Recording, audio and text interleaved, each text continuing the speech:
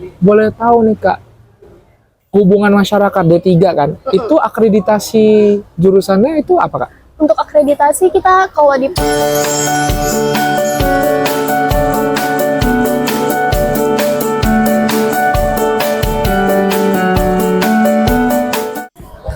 Semangat pagi teman-teman, balik lagi bersama saya Fares di Zona Lampung, dari Lampung untuk Indonesia. Baik teman-teman sekalian, kali ini saya bersama dengan teman kita, rekan kita semua. Nah, pada kali ini saya akan bakal nanya-nanya terkait dengan jurusan yang ada di kampus Unila. Nah, nanti jurusannya dan namanya bakal kita kenalan dulu nih. Nah, sebelum itu Kak, kenalan dulu, namanya siapa? Halo, aku Mutiara Muati dari program studi D3 Hubungan Masyarakat Universitas Lampung. Universitas Lampung D3 Iya, Humas. D3 Humas. 3 Humas. Kalau boleh tahu Kakak ini semester berapa, angkatan berapa nih Kak? Aku semester 4, udah tua ya. Udah tua. Dari angkatan 23. 2023 berarti ya? Iya. Berarti masuk tahun kemarin ya? Di D3 Humas. Kak, boleh nggak Kak di-spill nih, D3 Humas nih ke garis besarnya belajar apa sih Kak? Untuk garis besarnya kalau Humas itu, karena kita dari program studi Humas, ya kita bakal belajarnya Humas. Cuman kita tuh di prodi D3 Humas nggak cuma belajar soal Humas saja. Jadi kita tuh bakal belajar kayak dasar-dasar komunikasi, terus juga kita belajar fotografi sama desain komunikasi visual Humas juga. Kita belajar teknik reportase penulisan naskah Humas juga. Jadi untuk pembelajarannya tuh nggak berfokus di Humas saja, tapi bakal belajarnya banyak hal gitu juga. Sebelum jauh nih Kak, berarti Humas ini hubungan masyarakat. Berarti dari hubungan masyarakat sosial tetap belajar ada desain-desainnya ya? Ada. Berarti ada teknik-tekniknya dong ya?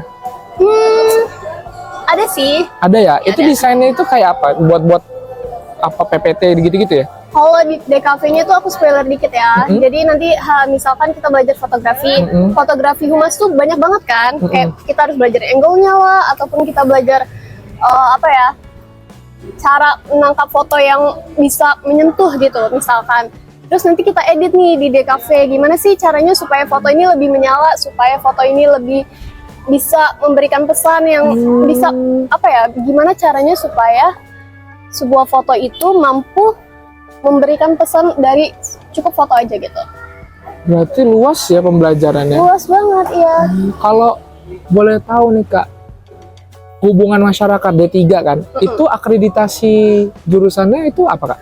Untuk akreditasi kita kalau di prodinya masih B. B?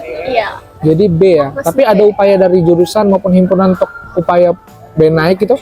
Tentu saja ada, pastinya kita selalu mengupayakan segala cara supaya akreditasinya juga bisa naik, supaya peluang untuk lebih dikenalnya juga lebih banyak lagi. Oh berarti tetap ada upayanya ya? Ada dong.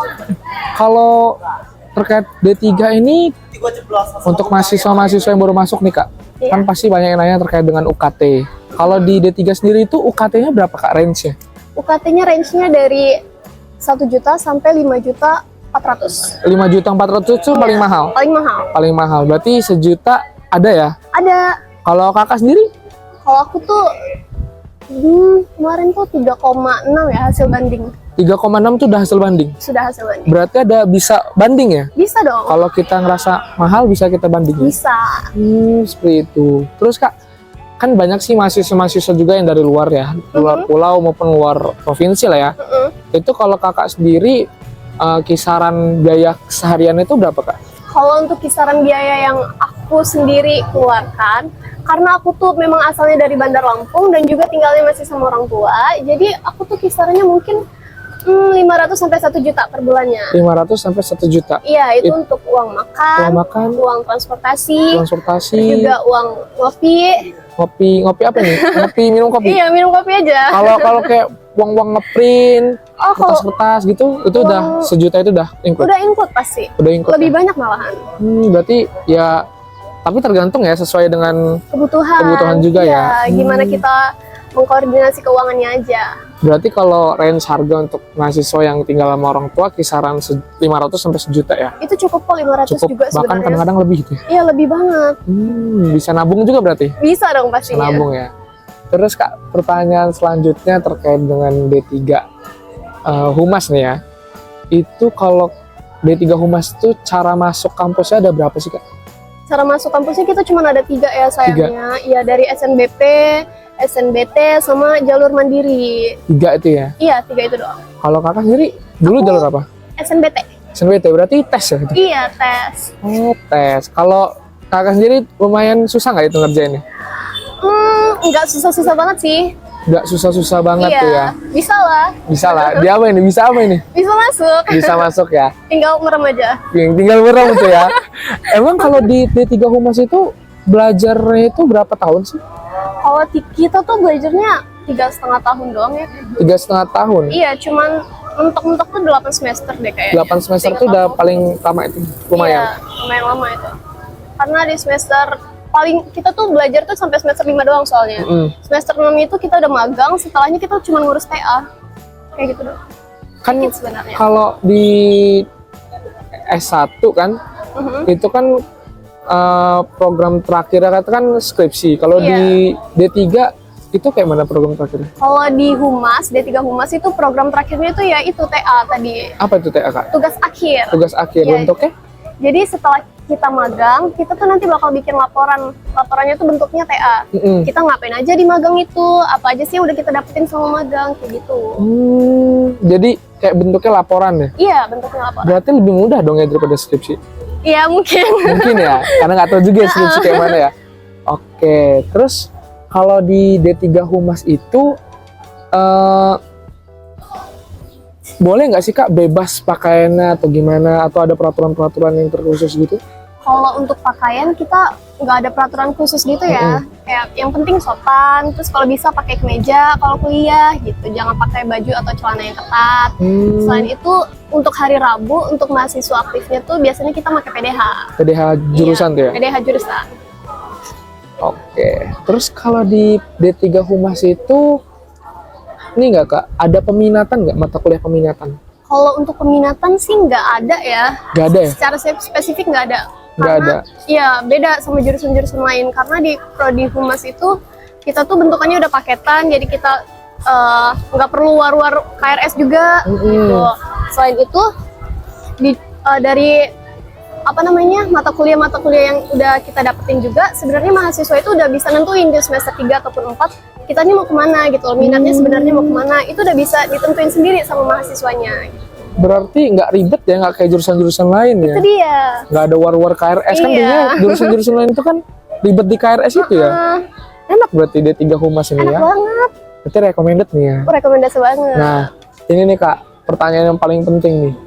Kalau misalkan masuk D3 Humas, itu prospek kerjanya biasanya kemana nih Kak? Wah, prospek kerja Humas tuh luas banget. Karena di setiap instansi ataupun perusahaan itu pasti bakal butuh orang yang punya komunikasi yang baik dong. Terus juga butuh orang yang untuk ngebangun citra perusahaannya. Terus juga butuh orang yang untuk menjalin relasi sana sini. Iya. Jadi Humas tuh pasti dibutuhin banget. Bisa di instansi pemerintah, di perusahaan swasta, ataupun di NGO gitu. Banyak banget prospek. Berarti dia ke semua lini sektor bisa ya, yang berhubungan dengan hubungan masyarakat ya? Nah, di luar masyarakat, di luar kehumasan juga bisa. Bisa juga? Bisa. Jadi misalkan kamu tertarik sama content creator gitu, Iya. bisa. Karena ada ilmunya dari Humas juga. Dari fotografi, DKV tadi gitu. Itu nanti diajarin gimana sih cara buat video ataupun foto-foto yang bagus gitu. Berarti diajarin tuh ya? Diajarin. Berarti prospeknya bakal lebih luas lagi Lebih kalau luas masuk lagi. ya? Iya, kalau suka penyiaran gitu atau suka jadi reporter, jurnalis itu bisa juga. Aku juga baru tahu ternyata setelah masuk jurusan ini ternyata prospek kerjanya seluas itu. Seluas itu ya? Iya. Oke nih Kak, terakhir Kak sebelum kita tutup, ada nggak Kak pesan-pesan atau wejangan lah untuk teman-teman calon mahasiswa yang mungkin bakal masuk D3 Humas nih? Oke, pesannya nih ya untuk calon-calon mahasiswa Humas, adik-adik aku, untuk kalian yang suka komunikasi publik, untuk kalian yang suka berteman sana sini, jalin relasi, ataupun untuk kalian yang suka kerjaannya tuh yang dinamis gitu loh, kayak nggak yang susah-susah banget, tapi nggak yang gampang-gampang banget. Humas tuh jurusannya yang cocok. Humas itu bisa menjadi jurusan yang cocok banget sama kamu.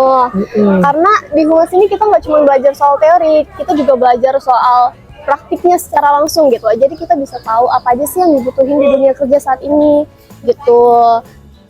Berarti bagus ya, prospek kerjanya luas, pembelajarannya mudah gampang ya. Berarti enak lah ya di D3 Humas Enak ini. banget. recommended. Sangat rekomendasi. Dari 1 sampai 10 rating berapa ini? 11 dong. 11. Kelebihan Siap. 1. Boleh ya? Berarti teman-teman besok kan UTBK bentar lagi tanggal 23. Iya. Berarti harus dipersiapkan segala tesnya ya. Siapa tahu ada yang mau masuk D3 Humas kan? Betul. Kalau bisa D3 Humas tuh pilihan keberapa ini? Mungkin kalau suka komunikasi terus mau belajar komunikasi in general, mungkin komunikasi terus juga bisa langsung ke humasnya jurusan kedua. Atau kalau memang udah punya bayangan nih, oh, aku mau jadi seorang humas gitu, atau oh, aku mau jadi wartawan nih, atau oh, aku mau jadi kayak gini yang masuk ke jurusan humas, langsung pilih nomor 1. Siap, gitu ya teman-teman sekalian.